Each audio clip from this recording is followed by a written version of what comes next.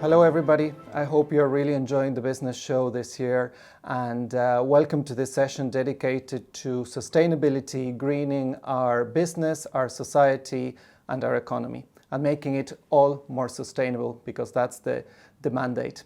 I am delighted to be joined by an amazing panel of speakers. Let me introduce myself first. Thomas Serkovich is my name. I'm the CEO of Business in the Community, and obviously everything we do in Business in the Community is related to sustainable business, so this is the session for me to be.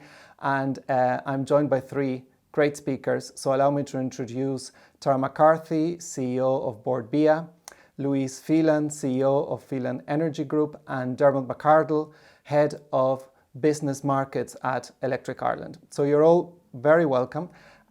This is one of those express sessions, so we're going to go straight into it because we don't have much time to lose, as definitely it is the case with sustainability, where we do have a lot to do in a short period of time. So let's go and discuss sustainability. And I guess the question is, what really are we talking about? Are we talking about zero emissions? Are we talking about no waste, no plastic, living sustainably? And I'm sure we all have a definition, but there is one we all agree on. And those are the 169 targets contained within the UN Sustainable Development Goals, which is sort of the roadmap for our economy and our society to be sustainable. The Paris Agreement, which clearly outlines a roadmap for decarbonizing our economy. A few weeks ago, the Nature magazine called for the UN to redraft the Sustainable Development Goals, saying that because of COVID, they're not achievable anymore. And the reality is that we have 10, 9.5 or less years' time in order to achieve those goals. And even within the Irish context, the programme for government of the government that took over only a couple of months ago has very clear, ambitious deadlines and targets in relation to sustainability. So let's go straight into some of those topics. And if it's okay, I'm going to start with you, Louise. Looking at Phelan Energy Group, the key sustainability challenge is related to solar energy, to photovoltaic. And you're looking at a global perspective. So if you were to characterize what sort of are the challenges ahead in terms of your business and reaching that sort of net zero or that sustainable definition that we have ahead, where would you say we are at today, Louise? Yeah, so I suppose first of all, just who we are. So we're a leading international energy developer with exclusive focus on solar PV, and we're headquartered in Ireland. So I suppose here's the things I would talk about. Our vision is to bring solar power to the world at the lowest cost possible, at the highest quality, which will empower communities, create jobs, and bring a new light to future generations. I suppose we have very big ambitions ahead of us, and we want to take PEG to a very big, ambitious growth path. And we want to support really countries that do not have electricity everywhere. We have an amazing pipeline of business across a number of markets, and we're focusing on cutting edge technology by optimizing our project costs, looking at an efficient design and at project management time. But above all, we're also passionate about delivering quality and performance. So we have a huge opportunity ahead of us, and we have a huge pipeline, and we want to make sure that everybody around the world should have access to electricity 24/7, and that's not what's happening today. Thanks, Louise, and that's really quite a large ambition, and I know we'll be discussing later in terms of what the world looks like for you in terms of the different geographies and the markets where you operate, which I think it's really interesting. So thanks for that initial point. Dermot, can I turn to you? And obviously your geography is slightly smaller. Within Electric Ireland, you're looking at the Irish reality. And again, you look after SMEs, but you also look after large energy users. How would you describe where we're at in terms of our energy needs and the sustainability mandate we have ahead of us? Well, where we are at the moment, Tomas, is that we're in a transition period in Ireland in terms of our energy mix and moving towards a more renewable sustainable base for our energy needs in Ireland. There's a bit of context to that. If you look at kind of, you mentioned geography, not just Electric Ireland's geography, but just physically where we're situated. We're a small island, off the west coast of Northern Ireland, which itself is off the west coast of northwestern Europe. We're quite geographically isolated from the rest of the continent. And then if you look at that in the context of what energy means for, and say electricity in particular, for customer bases and where we are at the moment, there's three aspects to it. So people want and customers want sustainable electricity. So there's a drive, at the government and the European level to move towards a policy area where we have much more of a penetration of renewable mix into the system. But people also want price certainty and lower prices if possible. So that's another requirement that's driven through that. And again, kind of, we don't have the huge interconnection that might exist with kind of a Central European country, kind of, as I say, we're all an island off another island, etc. But the third element that people want is security of supply. You want certainty that when you switch on your light switch, that the electricity will come on. And all of those three intersect. So if you're looking at things like we want a higher renewable penetration, I think, Louise, you mentioned solar panels, which, are great. We have terrific resources in terms of wind energy. But the downside, in terms of trying to manage an electricity grid is that kind of, there's no real solutions for storage of large scale electricity just yet. Battery storage will provide some level of, solution to that, but it's a significant way off providing it to a degree of scale. So where you are then is you have to have, the means to meet your, your security of supply issues. So when you expect the energy to be there, it will be there. And that drives you into having backup capacity within the market. So traditional thermal capacity would need to be there when the wind doesn't blow or when it's at night time and kind of the solar panels aren't generating the electricity. And the difficulty with that is that thermal generation is its most efficient and it's cheapest when it's running consistently, just 24/7 on a base load basis. But you can't have that where you have a growing kind of mix of renewable energy in the system. So you have to move to a different type of thermal backup, which is slightly more expensive. And then that feeds back into your price mechanism as well. So the challenge for us is to get all three of those balance between the renewable expectations that we have, making sure that it's done at a reasonable price that the market can bear, and making sure that you have the security of supply so that when the energy is required, it's there to back it up. And to do all of that when we're physically situated, as I say, in the middle, not quite in the middle, but in the Atlantic Ocean, off an island, which itself is off another island. So, traditionally we've done really well in Ireland, a small economy and a small country, and we've managed to meet all of those challenges. And we've had previous challenges to that. So I've no doubt as a country kind of and the electricity industry will match these as well, but it's not without its challenges, and I suppose that's what I say would be the biggest challenge then in terms of the energy markets for Ireland. Yeah, no, for sure there's some challenges ahead, but maybe we can talk later a little bit more around maybe some examples or initiatives that illustrate, because amazingly for this small island economy, there's been significant growth and significant prospects of growth. So obviously that has to be accompanied with some of the resources that you were alluding to before, and obviously both Dermot and Louise, we might even talk about cost, because that's something that was a big issue for a long time. Definitely, renewables are prohibited because of cost, and it's interesting to see where that is at. So we might reflect on that. But obviously, Electric Ireland is based all over Ireland and all over communities, and that's a really clear segue to the work of Board BIA, if I may, Tara, because obviously you are definitely a real grassroots organisation, and you're looking at some of the challenges ahead for sustainability from a different lens, from the lens of our fantastic food industry, agriculture. But at the end of the day, that's not without its challenges when it comes to our own changing desires or lifestyles and the sort of emissions and other challenges ahead. So again, Tara, from where you sit in Board BIA, how are you looking at the sustainability agenda ahead for you? Thanks a minute, Tomas. I guess the word that Dermot used that strikes a note is challenging. And without a doubt, from Ireland Inc. perspective and from agriculture perspective, There are national, there are international environmental targets, and they're going to be challenging for Ireland to meet. And that's without a doubt.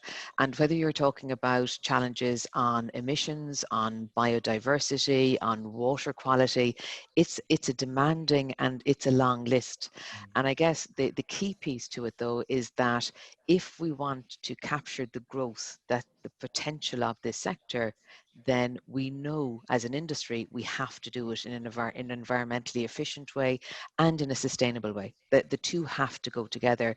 And the fantastic thing about the food industry is this is not new news to it, in that every strategic plan that it has come out with back 10 years ago, 5 years ago, its current Foodwise 2025, it called out that environmental protection and economic competitiveness have to be equal and have to be complementary to one another. So this is an industry that's absolutely embracing the issues that it faces.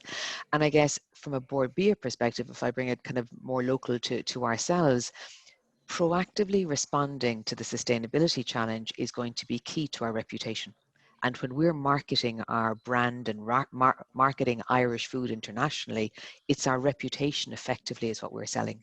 So when we're able to sell Ireland Inc. as a producer of sustainable world-class food and drink, that's what's going to be the driver of our differentiation going forward. And it's obvious that food producing countries that can actually succeed in setting out their vision and setting out their plans to future-proof their industry, they're going to be the food producing countries that win to differentiate themselves in the longer term. So from a Borbia play, then that means Origin Green, the world's only national program for looking at how do we bring a concerted cooperative effort to this. That's where that comes to work at an entire industry level. But it's not to say, aren't we great, here we are. It's a case of we've to constantly improve. So what was good enough yesterday isn't good enough today. What's good enough today won't be good enough tomorrow. So this is a journey of continuous improvement as far as we're concerned. And if we as an industry are going to meet the government's climate action plan, if we're going to meet all of those challenges, well, this means this industry has to work together, but it has to work with every other expert that we can surround ourselves in. So whether it's organizations like your own, Thomas, whether it's working with Tagisk as a research agency, whether it's working with Repack to help us on the recycling commitments, it's actually getting down to those key efforts from farm to company level. That's where we're going to, as an industry, are going to be able to work together on this. And that's how, as a country, we should be able to make sustainability an opportunity rather than see it as just as a cost of our industry. Absolutely. No, I think that's the right way to go. And you hinted there at the whole partnerships and alliance and collaboration, which I think is going to be a solution of everything. But Tara, if I can stay to you for a minute, we're discussing the other day some exciting research that Board Bia has done recently in terms of our desire more or less for some of the sustainability attributes within our food. How are you seeing that developing in terms of the offer of our great food producers? So when we look at sustainability, as I said, to me, it's about our reputation. So how can we create proof points to our reputation?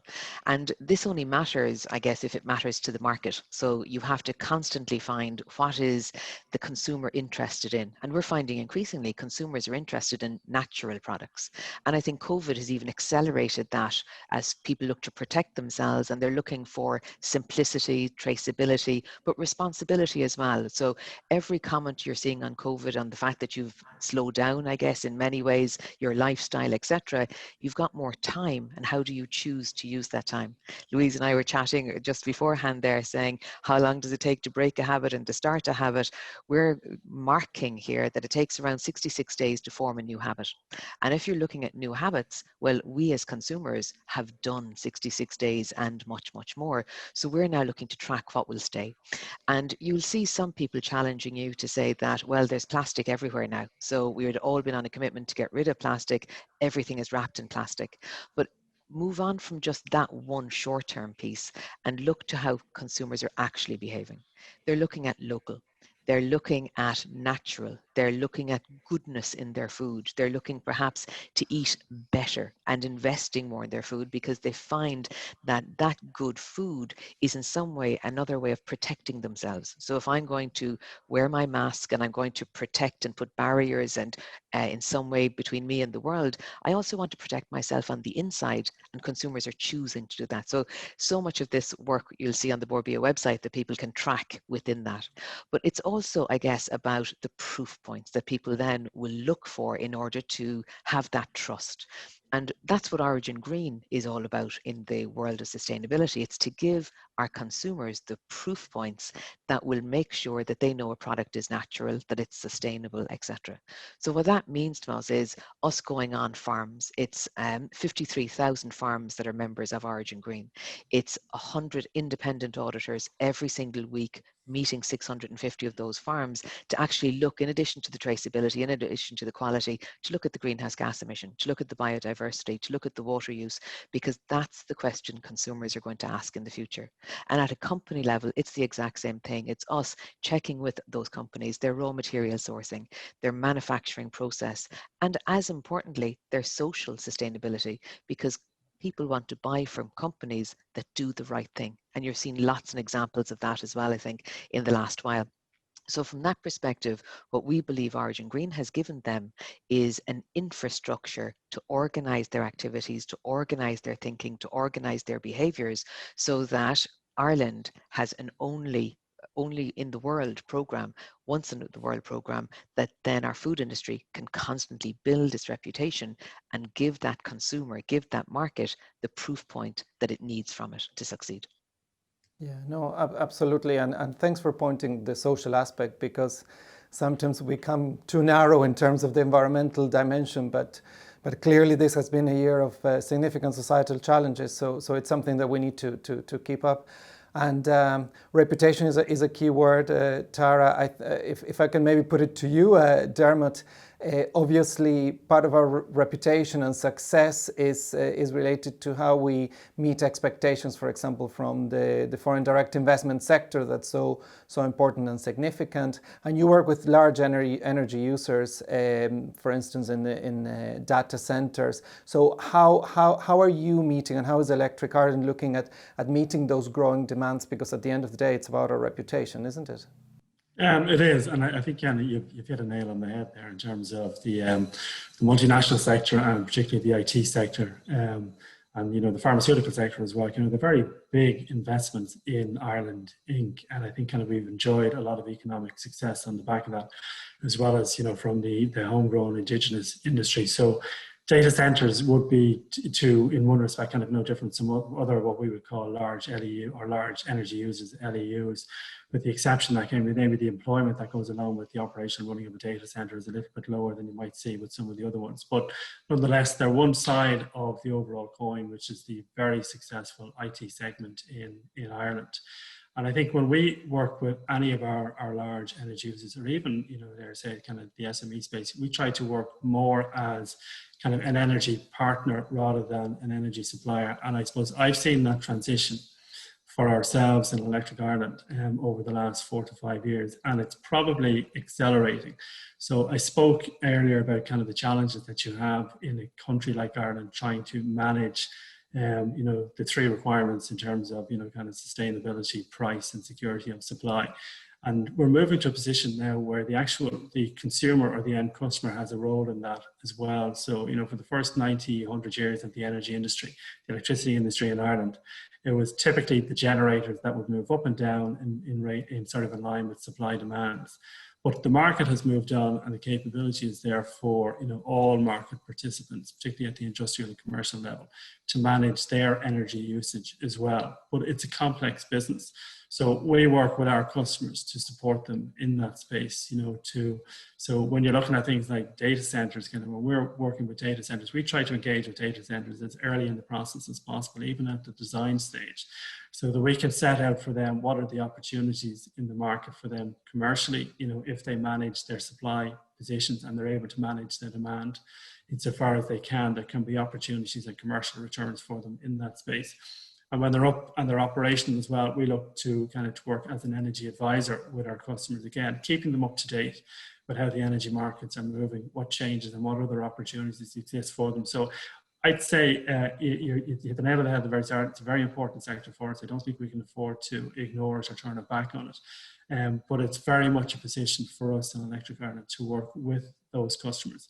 And that's at the LEU side again. I just like to say kind of for the other customers as well, they're equally important. So you have a smaller number of large energy users, but you have a huge number of, small and medium-sized enterprises in Ireland equally have, capability to manage their own and optimize their energy supply. So when we work as an energy partner with the larger users, we're also very much in the market of working with our smaller and medium-sized customers and actually providing them with products where they can help them to manage their supplies as well, or their demand as well, and to make sure that they've optimized their own energy usage. So it goes across the full market spectrums. Super. Thanks, Dermot. And that's really interesting because it just shows the journey ahead. But Louise, let's go back to you and the broader geography of the Phelan Energy Group. Will you give us a sense of perhaps you're looking at Africa, at Asia, some of the challenges to that journey to zero or net zero within your world, and what are your sort of responses and solutions to those challenges in those different parts of the world?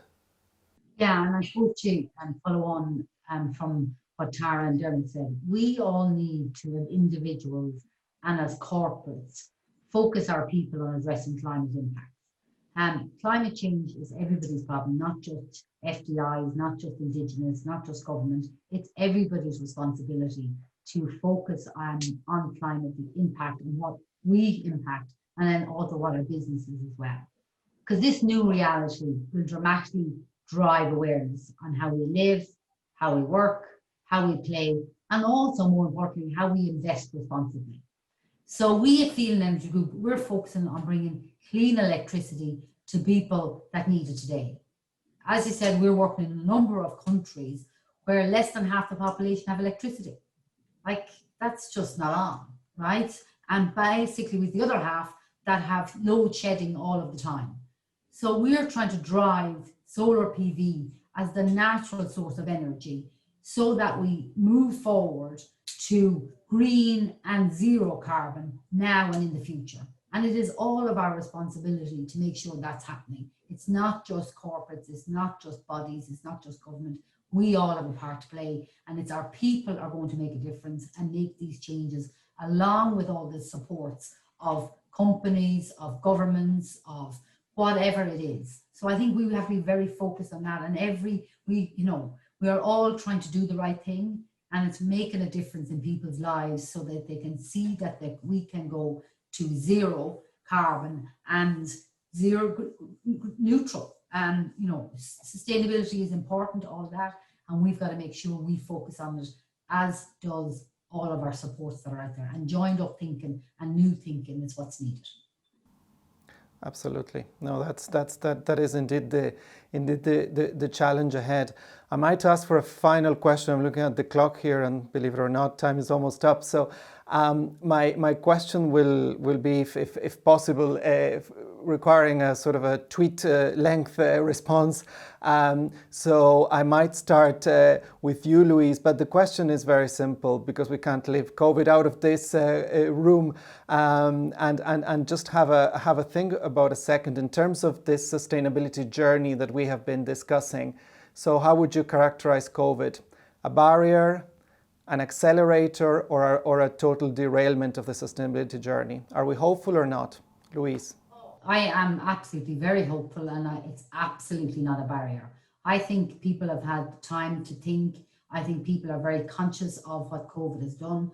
I think people are looking at what it means to them as individuals. I think companies are looking at what it means to them. And I think renewables and sustainability are the key words. If you remember, over 24 months ago, we talked nothing about diversity and inclusion. To me now, that has moved on. And if you don't have sustainable energy in your strategy or in your program of works as a FDI, as an Indigenous company, as individuals, we're never going to change the world. And technology won't change the world. People will change the world, and we need to make sure that happens. Absolutely. Thanks, Louise. Dermot, hopeful? Yeah, absolutely. I'd agree with Louise on that one. If you don't have hope, you don't have anything. So we've seen these challenges before. COVID probably has some unique characteristics that's kind of that are hitting us at the moment. But I would be hopeful. I think it's driven us to do things that we probably wouldn't have had the courage to do otherwise. The fact that so many people are working remotely, and we've proved our capabilities to do that. I think there's going to be some enduring benefits coming out of that. The other thing I'd say, and it's something we firmly believe in Electric Ireland, and the power of doing things is when we do them together. I think you were alluding to that as well, Louise. Yeah.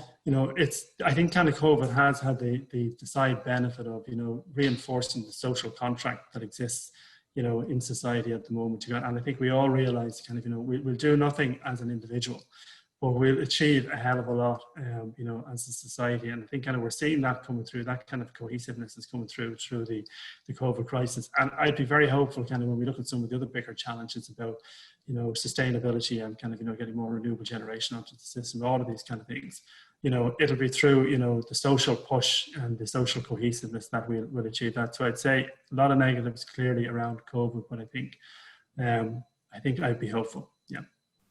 Super. Thanks, Dermot. Final word to you, Tara.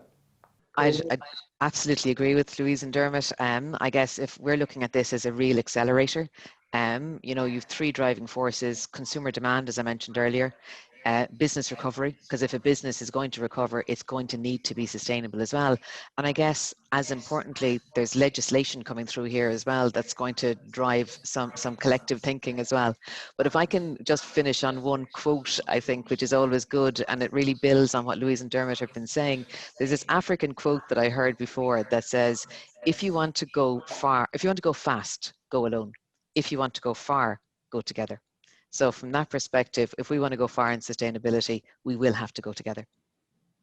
Absolutely. Thanks, Tara. So thank you very much to our great panelists today, to Louise Phelan, Dermot McArdle and Tara McCarthy for joining us, and obviously for everybody in the audience who has been part of today and continues to be so. Please take part in the networking area and in the chat to continue the conversation, and hopefully there'll be much more engagement going ahead. Thank you.